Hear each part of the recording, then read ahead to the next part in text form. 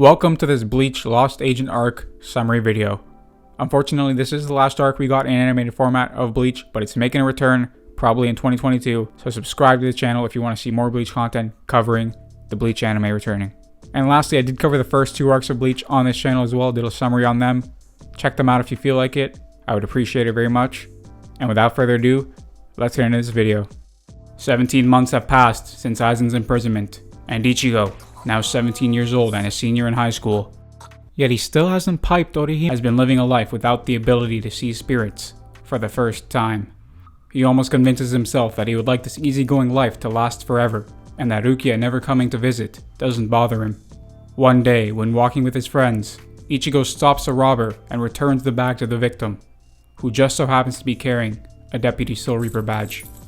This man later comes to Ichigo's workplace and shadily works around to asking him how much he truly knows about his own family. The man tells Ichigo to visit Urahara's shop and discovers that Karin has been secretly visiting it. She's been getting some hollow repellent products from him and makes a comment about how it's her turn to protect her big brother. Let me save you the anticipation. This leads nowhere.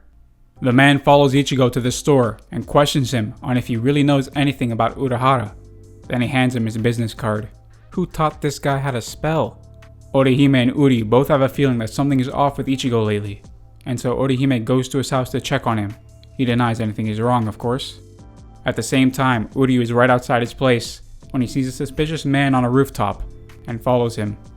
Dude, that's not a rooftop. Allow it, okay? It was a rooftop in the manga. This man is lightning fast and yet lacks spiritual pressure, and Uri is dealt a fatal wound, landing him in the hospital. Orihime and Ichigo visit him, but he tells them nothing of what happened, because he doesn't know. Uryu's father performed the operation to save Uryu, and tells Orihime that the spiritual pressure around the wound is strange, and the enemy has powers more similar to hers and Chad's than to a Soul Reaper's or a Hollow's. Isn't Chad's like a Hollow's? I don't know.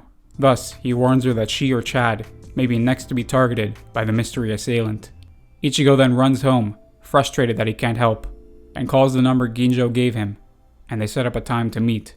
This man Ginjo had Ichigo go through a process like, "No, I don't want a premium package!" Ichigo meets Ginjo, and he leads him to his base, where his comrades are waiting for them, at which point he tells him that their goal is to help him recover his Soul Reaper powers. Of course it is. Ginjo explains that they're all humans with spiritual powers that allow them to draw out the souls of material things and use them to their advantage. He gives examples such as drawing out the asphalt to give them a boost to jump higher, or using water's soul to enable them to stand on it. What? And when a person has a great attachment to a material thing, it can change the shape of it, such as Ginjo's necklace, which can transform into a sword. They call this ability Fullbring. Chad then joins the meeting, much to Ichigo's surprise, as he's been absent from school lately. Ginjo explains that he and all the other Fullbringers had their parents attacked by Hollows before they were born, and due to this, the power that dwells in them resembles that of a Hollow. I thought their power wasn't like a Hollow's. I don't know anymore. In order to pass on their Fullbring power, they need to give it to someone with the powers of a Soul Reaper and a human, which is where Ichigo regaining his powers comes into play, which he obviously agrees to. Ichigo begins his training by making use of Riruka's Fullbring. Her ability allows her to let people into and out of things she likes or thinks are cute. She transports Ichigo into her dollhouse, where he is able to draw out his Fullbring through his Deputy Soul Reaper badge, and defeat the giant doll that was attacking him. I told you that would be important for later. If you don't know what I mean, check out my Bleach Soul Society summary video. Meanwhile, a man named Shishigawara greets Orihime outside her home and announces that he means to kill her, but is unable to because she's too hot. Literally. Then, his boss Tsukishima shows up and cuts Inoue through the chest. This is the same man that Uryu saw.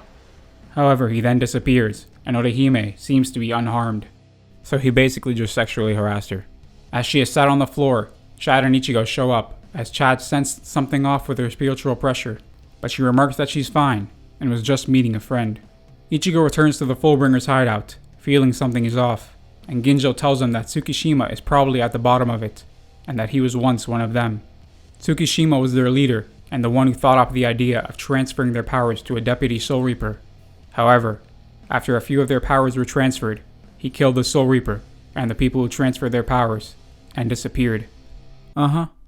As Ichigo continues his training with one of the Fullbringers, inside a fish tank this time, Tsukishima enters the hideout and slices through the tank, revealing Ichigo with his Fullbring manifested. Ichigo gets easily defeated, prompting Ginjo to step into fight.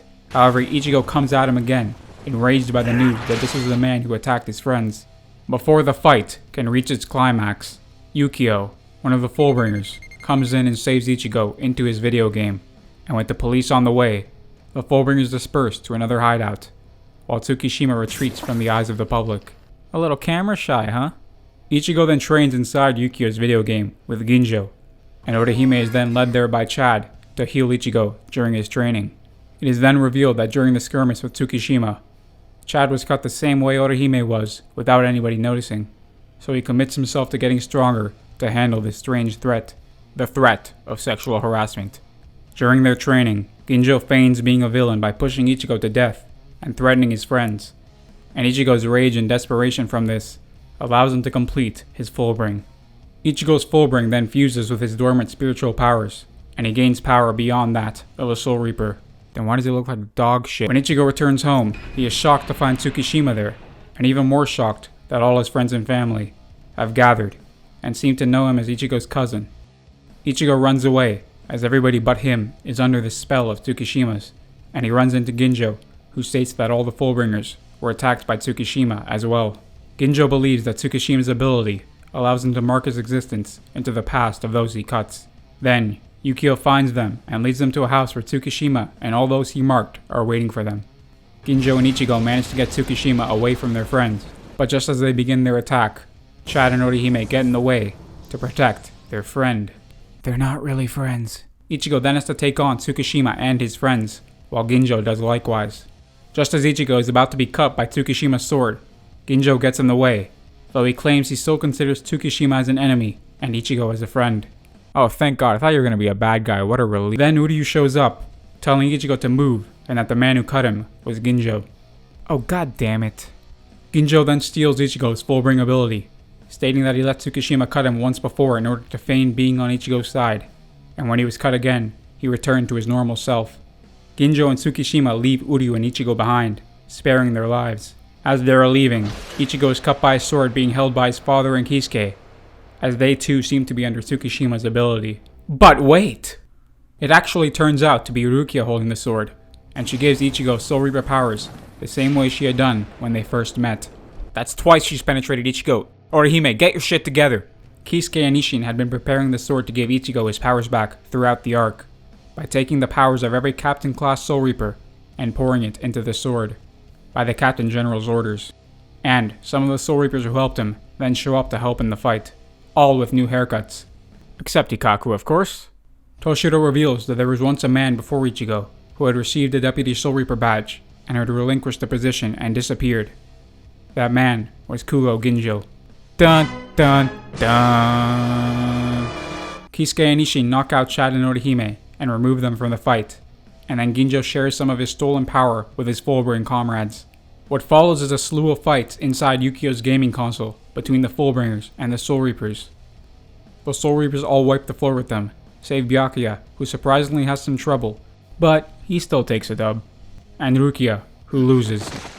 Orihime, this is what you're competing with now, come on. Meanwhile, Ichigo and Uryu take on Ginjo, who has all of Ichigo's abilities mixed in with his own. Ginjo then tries to turn Ichigo against the Soul Reapers by revealing that the Soul Reaper badge is used to monitor and control him. However, Ichigo says he already suspected this, and resolves that the Soul Reapers are his allies, and so breaks the gaming dimension they were fighting in with his Bankai. Ginjo then also activates Bankai, revealing his dormant hollow powers. The Soul Reapers that came to help then head home, stating that they were ordered only to see through Ichigo's decision to side with them or with the Fullbringers, and so that we could see Rukia get her ass beat. Ichigo defeats Ginjo, at which point Tsukishima lunges at him with his sword, of the killing kind this time. Dude, how are you alive? You have a hole in your chest and you're not the main character. And Rukia jumps in the way. Here we go, Orihime is finally going to get her chance uninterrupted by Rukia. But wait! Riruka jumps in the way of that as well, stating that Ginjo saved all of them, but the one who saved Ginjo was Ichigo. What? Ginjo dies, and all of the other Fullbringers go their separate ways, at least for now. Finally, Ichigo heads to the Soul Society to ask for Ginjo's body back, so that he can bury him in the world of the living, and he decides to hold on to his Deputy Soul Reaper badge. And with that, we say goodbye to our execution.